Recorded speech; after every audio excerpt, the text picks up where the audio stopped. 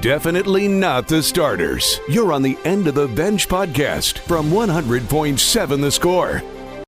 I'm Mike Hebert, owner of Cantex Roofing and Construction. Every day is game day, and we'll get it right when it comes to your roofing, construction, windows, and mirrors. Call Cantex Roofing and Construction today. Together, we are one serving you. It is the End of the Bench on 100.7 The Score, Double T, sportsnetwork.com, and the 100.7 The Score mobile app. Jeff in for Bro today, taking a well-deserved day off. Joined by the one and only Craig Wells, who's in for David Collier today, because they decided to flippy-floppy of the schedules. And Lucas White doing the same things that he does every single day, taking care of us on the program, sliding slides, pushing buttons for us, doing what he does. He is the first voice you hear on the Visual Edge IT hotline, 806-771-0973. Also, share your thoughts on the Yates Flooring Center chat line, doubletsportsnetwork.com, or the 100.7 The Score mobile app. We have already discussed the beginning of this today here before the show started. However, I cannot express the joy I felt yesterday about 4:35. When I heard that rainstorm hit, at first, it was the, no, we can't be getting that today. I was in my garage, sitting on a stool, listening with the garage door open and enjoying the downpour that was taking place. That was the most welcome sound and sight I had seen in quite some time. We hadn't had too many rains since you've been in your house, have we? There have been a few. Well, the spring was great. We had so much rain this spring. Yeah. That's right. You were there. That's right. Yeah. I don't remember the last rain, though. Yeah. Like, that's how long it had been. And that was such a wonderful sound. Now, I wish it wasn't a perfect rain. It didn't last 6 hours with the same amount of rain, right? Most of it flooded down the street. But, whew, that was... to the man upstairs, well done, sir. We will take another one of those. The 30-degree temperature drop was also awesome. It was over 100 before it started raining at my house. It was 70 when it quit.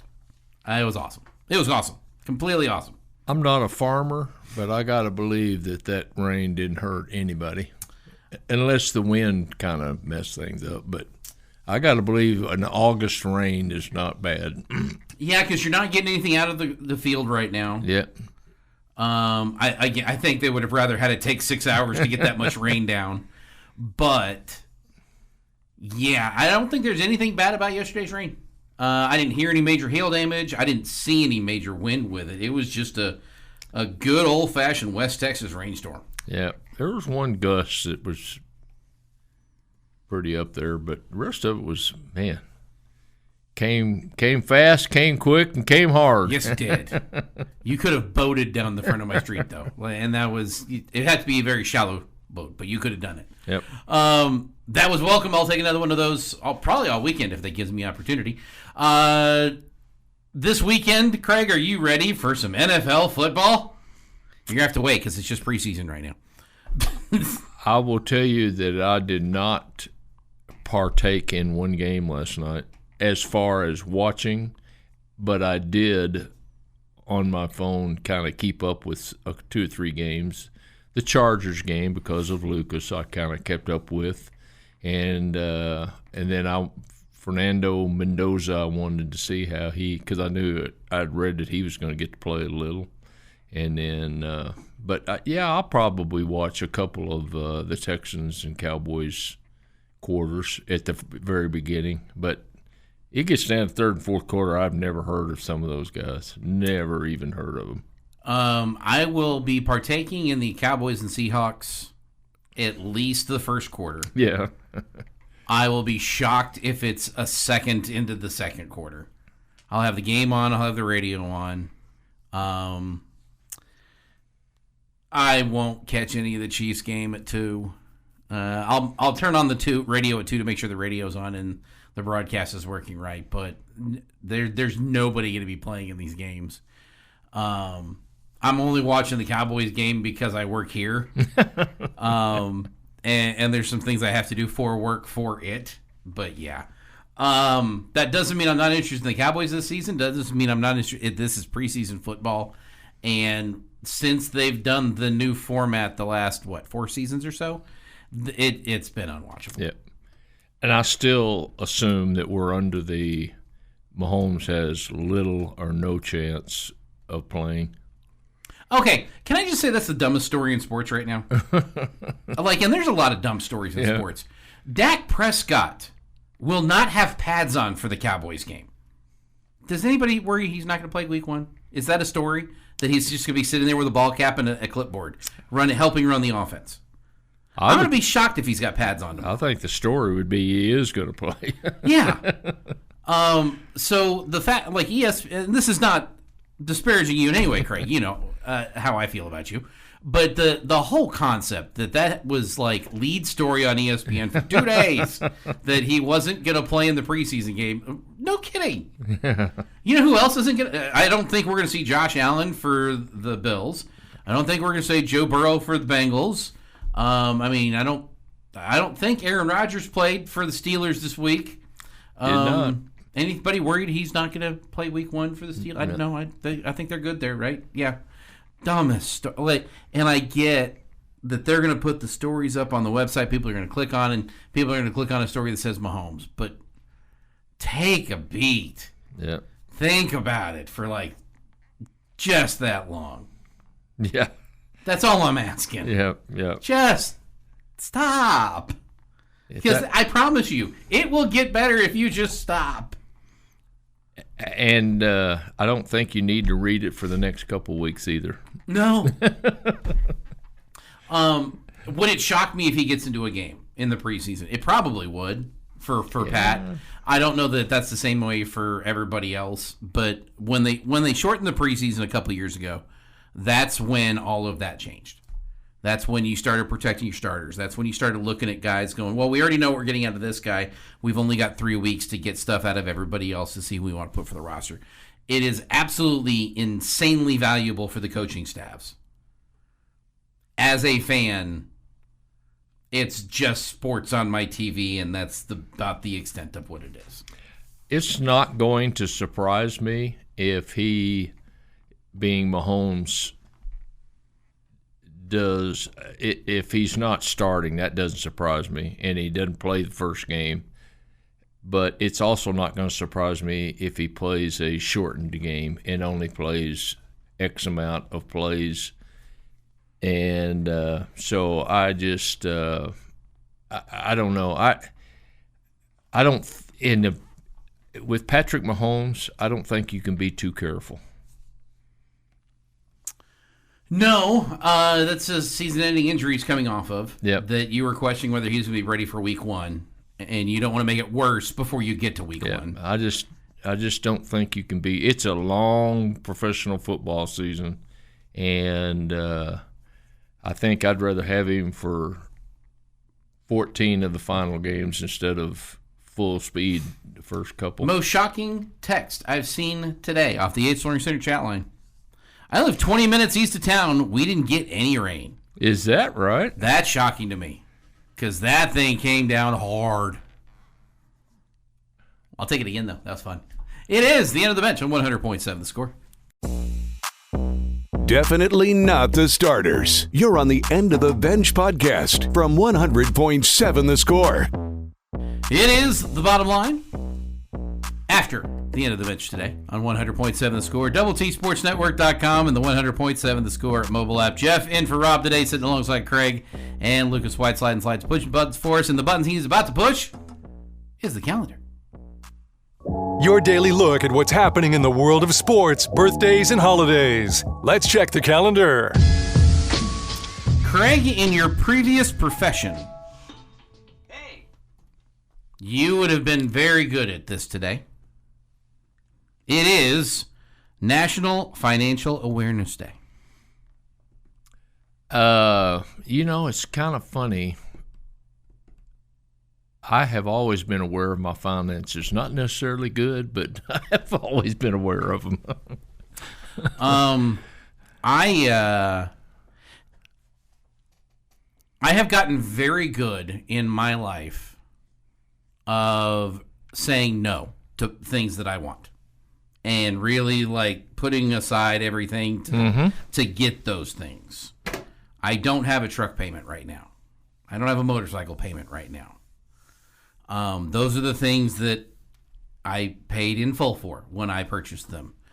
So I fully support that kind of working on things. Parents can do their kids a big favor by teaching them what they can about financial awareness, because they're going to need that knowledge sooner or later. And if you can share some of it with them as they're going through the processes, it's to their advantage for sure. It's also Love Your Bookshop Day. Do you have a bookshop? I do not. I don't either. So I don't know how I can celebrate that. Yep. It's National Creamsicle Day. Oh, orange creamsicles. Ooh, yeah, I can remember those. It's also National Spirit of 45 Day. This goes to the end of World War II, honoring the sacrifices of America's greatest generation, reflecting on the enduring values, share their stories, and inspire future generations to uphold their legacies of service and resilience. That's a neat day. I wonder why we haven't heard more about that Spirit of 45 Day. At least I haven't. Yeah. It's a made-up holiday. It's also National Tattoo Removal Day, if you're in the market for doing that. Is that hard? I mean, is that painful to remove a tattoo? You're asking the wrong guy. I don't have any. Yes. It is? Yes. How do you do it? It's lasers. Oh. Yeah. Ooh. It's like laser treatment. Ooh. And usually it takes a couple more than one session. Yeah. Oh, yeah. So, end result, after you've finished all your sessions, is it just like it was not there, or can you kind of there's tell? remnants of it. I mean, Okay. There's still going to be signs that you've had it, but for the most part, it's gone. Yeah. Yeah. I have no tattoos. I do not like needles at all.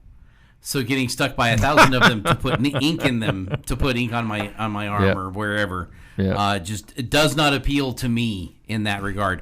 That does not mean, however, that I don't enjoy listening to people tell the stories of their tattoos, because some of those stories are really fun and really interesting. Yeah, the story behind a tattoo can be an interesting story sometimes. I don't have any interesting stories on mine. Yep, mine are just pretty. You just have them, huh? Yeah.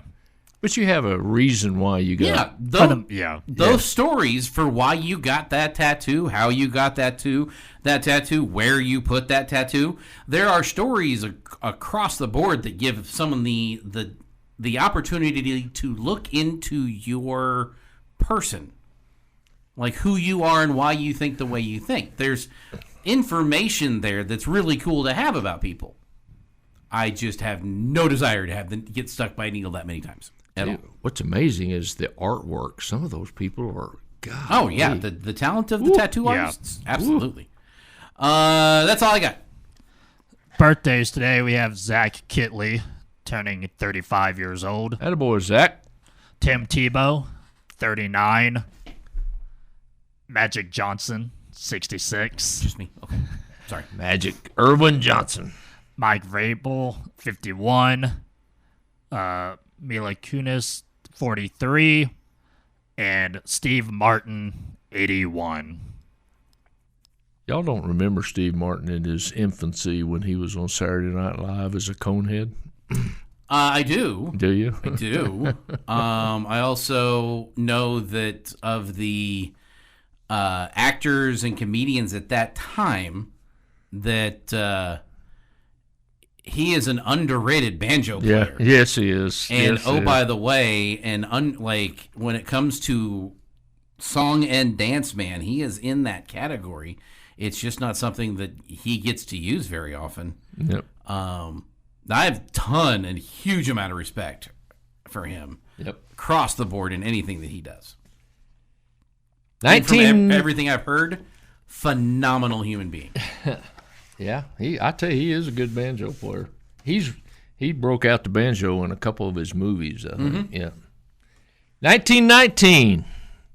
Chicago White Sox outfielder Happy Flesh ties the Major League Baseball record with 4 outfield assists in a game during a 15-6 loss in the Boston Red Sox.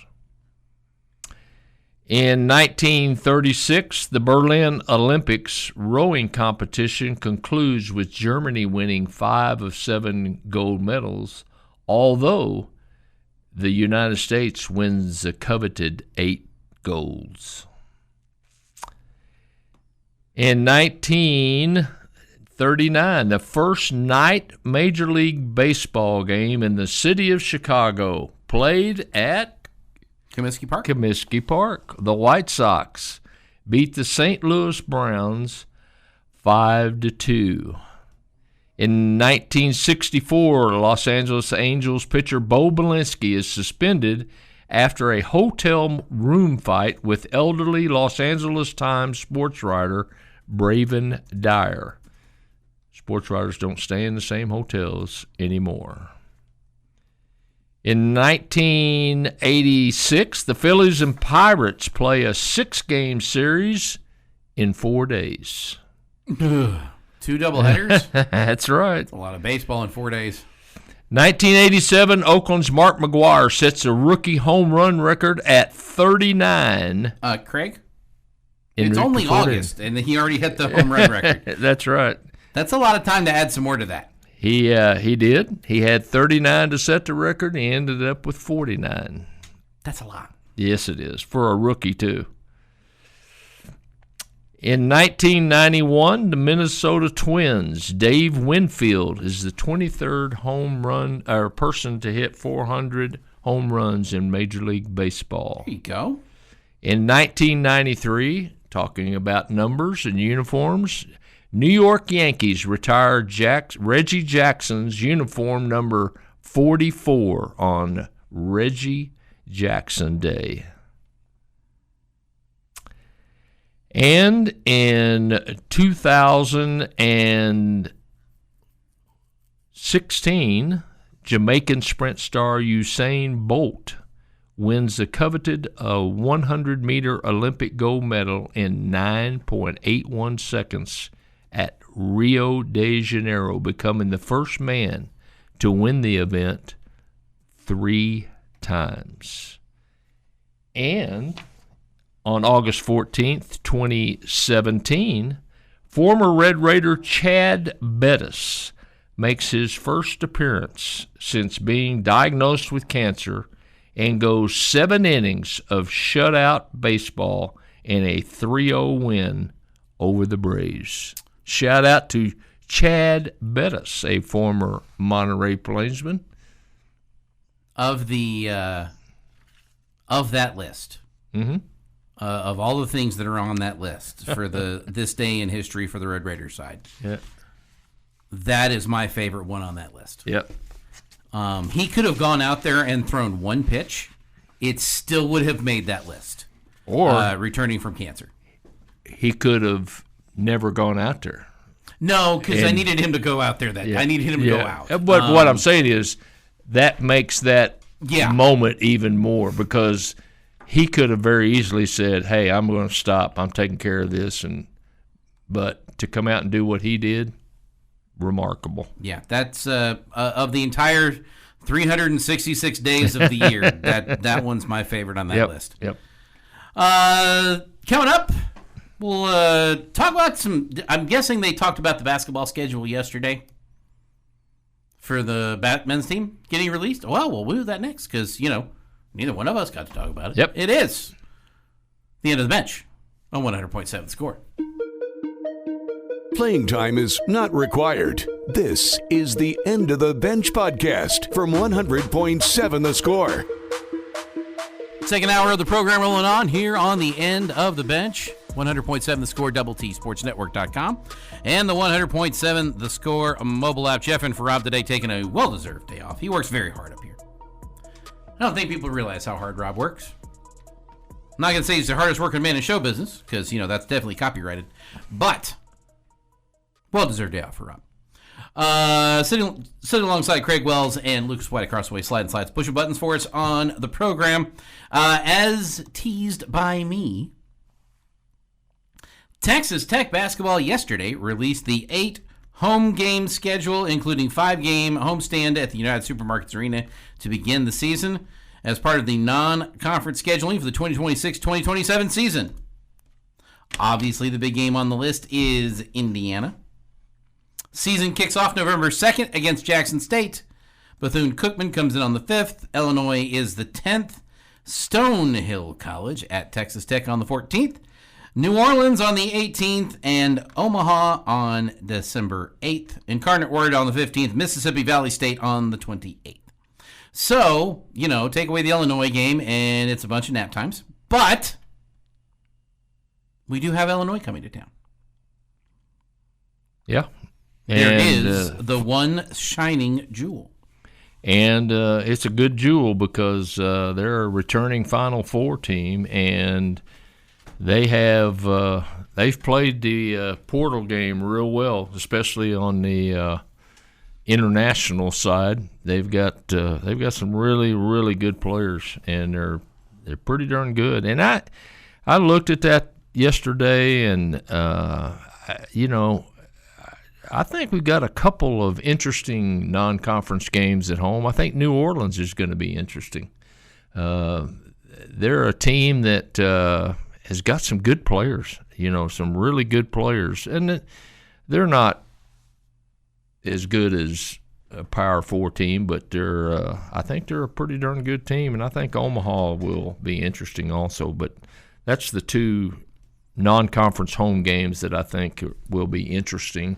I think we should take care of business and be undefeated at home, including Illinois. But that's assuming we have a full roster.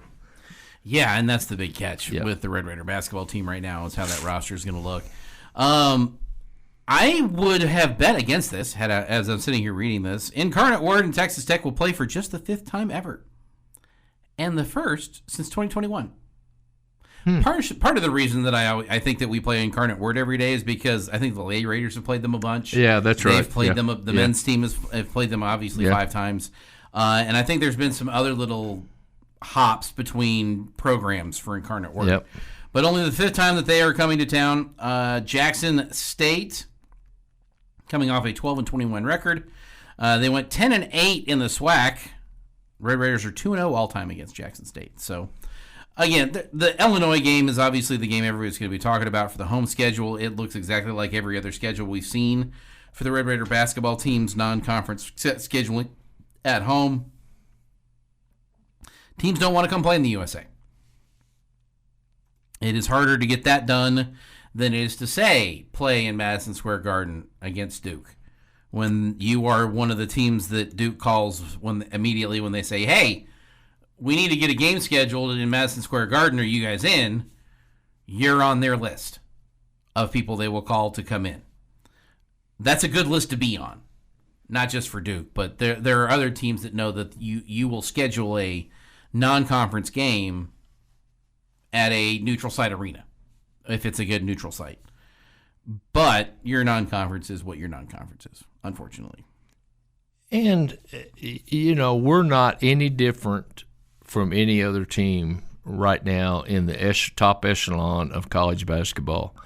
There's a lot of neutral site games. There's a lot of, they used to say made for TV, but now it's made for money games. The players there's a tournament now specifically geared towards NIL for colleges. So the non-conference game at home for most teams includes probably 1, maybe 2 Power 4 games, and then the rest against teams that they should take care of at home. But it's not, Texas Tech is not any different in their scheduling, how they do it, and what they end up with than, I would say, 95% of the top echelon of men's basketball. To prove your point, I just randomly picked Duke. Could have picked North Carolina. Could have picked Kansas could have picked any number of true blue bloods, right? Right. Of the basketball world. This is Duke's home schedule for the non-conference.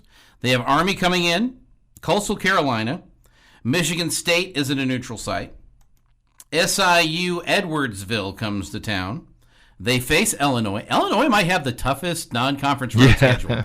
Someone should let them know they don't have to schedule that hard. Yeah. They then play Washington State at a neutral site. They play UConn at a neutral site. They visit Florida. They will then bring in Harvard, play Georgia at a neutral site, bring in Campbell, bring in Grambling, and that will end their home portion of their non-conference schedule, with Texas Tech and Gonzaga both being at neutral sites. Wouldn't call that a lot there to write home about, as the case may be. No. And Duke is known for playing a very tough schedule. It's just not at home. I mean, they, other than their own conference schedule. But, you take somebody like, it used to be the University of New Orleans. It's now LSU at New Orleans. Right. And so the Privateers, they were 15-18 last year, 12-10 in their conference. I mean, they average nearly 80 points a game, 77. So that's a good indication of the kind of team that you're bringing in here. It's the kind of team that you've got to play sharp, but you should beat them, and you don't have to play perfect to beat them, but you've got to play good. I mean, you've got to play good. Omaha will be another team that we've played Omaha in the past a couple of times, and they're a good basketball team. They're not our caliber, but and we should take care of business. But you've got to play good against teams like that. It's sort of like in football losing to North Texas. You don't want to do it. No, you definitely do not, and I don't want to hear about it for the next 30 years if you do once. Yeah. So that's the other side of that coin. The end of the bench rolling on here. Jeff, Craig, and Lucas taking your thoughts off the Yates Flooring Center chat line. Other than Illinois, is there a game of the pulse on the schedule? You tell us. Are we missing something? We could be. I'm not perfect. Never said it was. See you on the bench. 100.7 The Score. Playing time is not required. This is the End of the Bench podcast from 100.7 The Score. It is the End of the Bench on 100.7 The Score, TSportsNetwork.com, and the 100.7 The Score mobile app. Jeff in for Rob today, taking a well-deserved day off. Craig Wells sitting in for David Collier, and Lucas White across the way, sliding slides. Pushing buttons for us. Smiling faces. Eating popcorn now. A little jealous. A lot jealous, actually. It's good popcorn. I mean, it's 2 weeks old. Still good popcorn. Is there any? I don't know that there's such thing as bad popcorn, but I'm sure there popcorn is. that goes stale is bad popcorn. Yeah, I don't know. No, that's bad popcorn. Yeah, but that bag in there not stale yet, and it's the chemicals and everything else they put in it that makes it not go stale. So it works out well, and I have had my fair share of that popcorn. So I teased this question to the audience. They don't know the question yet. You guys do. And you sparked this question. So I'm not even sure I have an answer yet for my own question. However, if someone is going to expand the college football playoff, who do you trust more? The Big Ten and SEC or our judicial system and a federal, state slash state judge making that determination for how many teams are going to be in the college football playoff? Who do you trust more right now? I'll go first, Lucas. To me, it's a no-brainer. I trust the Big Ten and the SEC a lot more. Spike Dykes used to end a lot of his speeches and presentations with a poem from Teddy Roosevelt. It's not really a poem. It's just part of a speech that Teddy Roosevelt made, and he talks about how important it is to be a man in the arena. Mm-hmm. And I think the fact that the SEC and Big Ten, they have a vested interest in what's best for college football. We might not agree with it, and we have not agreed with a lot of it in the past, but I do believe when you get past their own self-interest that it may be good for college football, their decision, whatever it may be. Be good for college football. This is where I have to ask the question, can they get past their self-interest? I have not seen any, and listen, Big 12 is not innocent in this either. They aren't looking at what's best for college football. They're looking out for what's best for the Big 12. Yeah. I am not throwing stones here, just more asking, I have not seen any evidence that they can decide what's best for college football that isn't also the best for their respective conferences. I just don't want to take my chances of two lawyers in a courtroom and one lawyer is really much better than the other, so his side is going to win and the judge is going to base it on how well that lawyer did presenting his case. And I'd rather have football people deciding it. Although I may not agree with it, although it may not be what's best, I still think it's a football decision, not a judicial decision. As you guys well know, I am a fan of a subpar SEC program that I will be happy if they get 3 wins this season. But with that being said, manage those expectations. Way to go there, Lucas. I will lean towards judges. I feel like they could be, that they are a judge with character. They will be as impartial as possible. That's what makes this a good question. Yeah.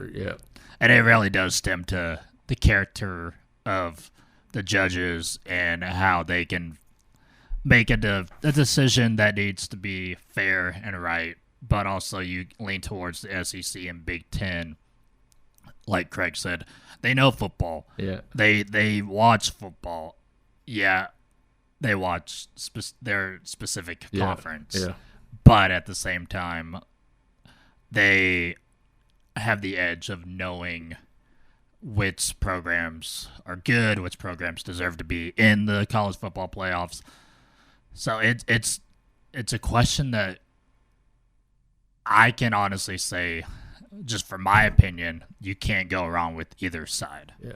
And you bring up a good point. You've got a judge that is a neutral voice, and you rely on his character, his background of knowledge, and what he thinks is best, as opposed to football people who have some self-interest involved. And that makes a good question. I mean, yeah, because I agree with you. I don't know that you're going to go wrong either way, but because you might end up in the same decision. But that's a very good point about character and judgment and that kind of stuff. So here's where both sides have their problem. We discussed the Big Ten SEC. Yep. They are looking out for the Big Ten and SEC, as they should. They're allowed to do that. And I dare say, other than Lucas, I don't think there's very much SEC fandom in this building. No, not a big fan. Where'd the judge go to school? Yeah. He had to get his law degree from somewhere. But that's where you go back to character and judgment. And sure, and I'm not saying all judges are crooked. Don't get me wrong. That's not what I'm saying at all. Especially the one that you're looking at when you have a speeding ticket. No, I'm guilty there. I'm the crooked one there. I'm just paying the ticket and go away at that point. No, it's in a perfect world, what I would love to have happen is the Power 4 commissioners and the Notre Dame athletic director hire someone specifically to be in charge of the College Football Playoff Committee. One person, a brand new position. This is not a rotating position. This is a commissioner of college football type thing. They're in charge of lock, stock, and barrel when it comes to the college football playoff.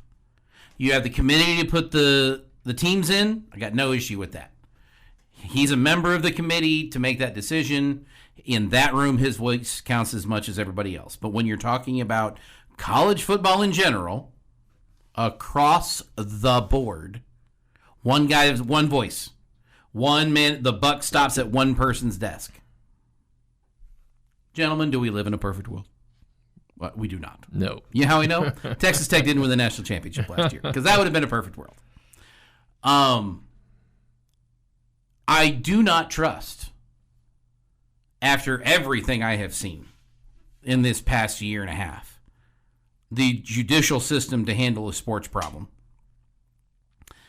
And I do not trust the Big Ten and SEC, one, to agree on what color paper should be for the memo that they're going to release, or that they're going to agree on anything together for college football playoff expansion. If I've got to pick one,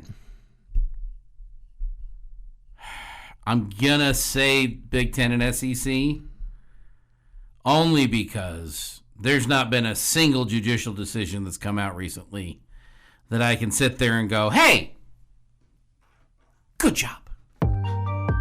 Playing time is not required. This is the End of the Bench podcast from 100.7 The Score.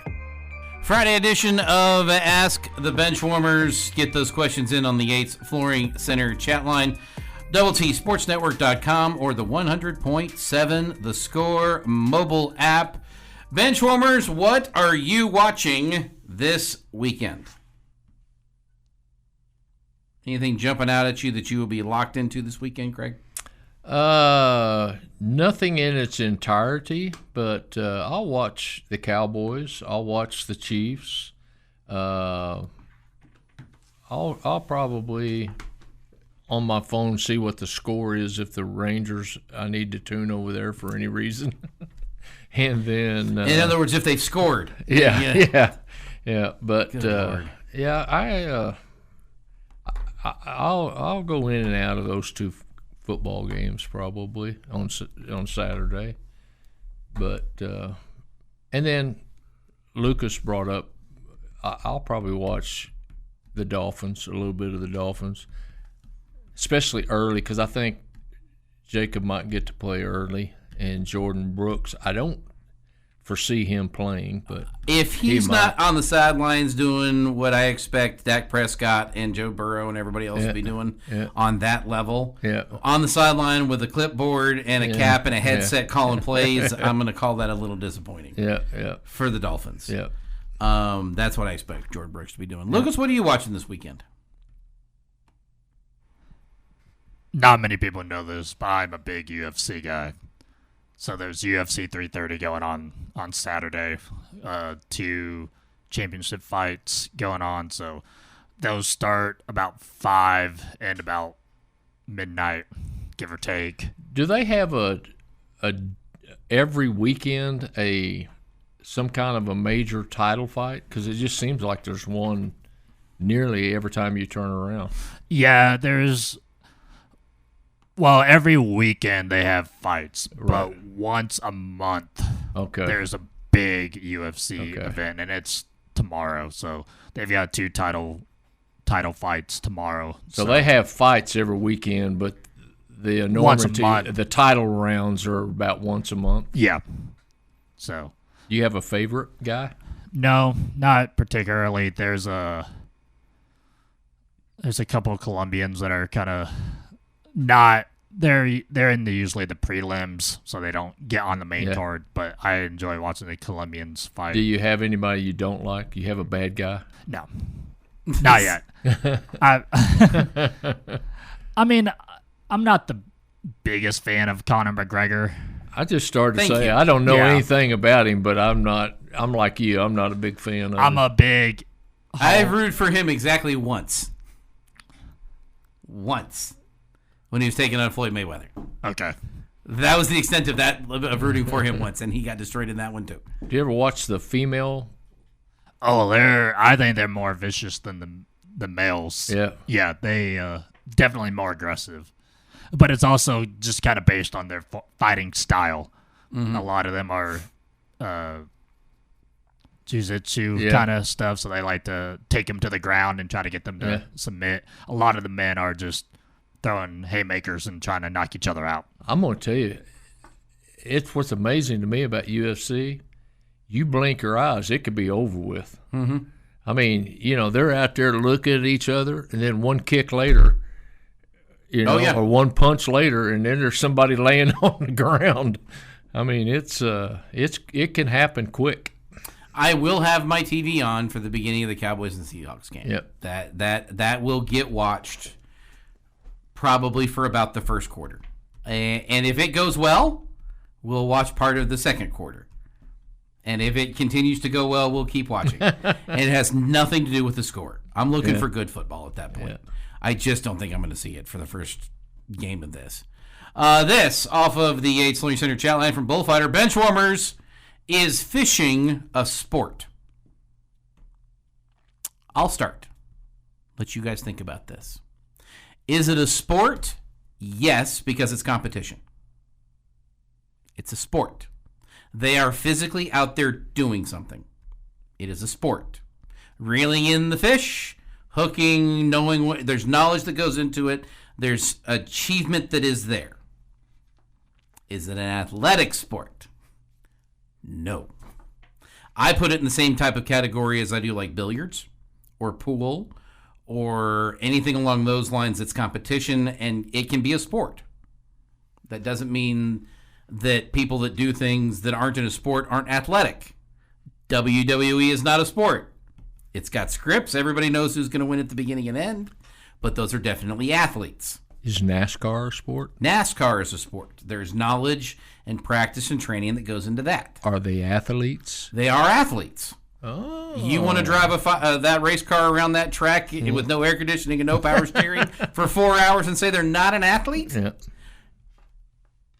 That doesn't mean that it's any less athletic than something else or more athletic than something else, but they're not letting you and I just go drive 200 miles around in a car with no power steering and no air conditioning in the hot summer heat.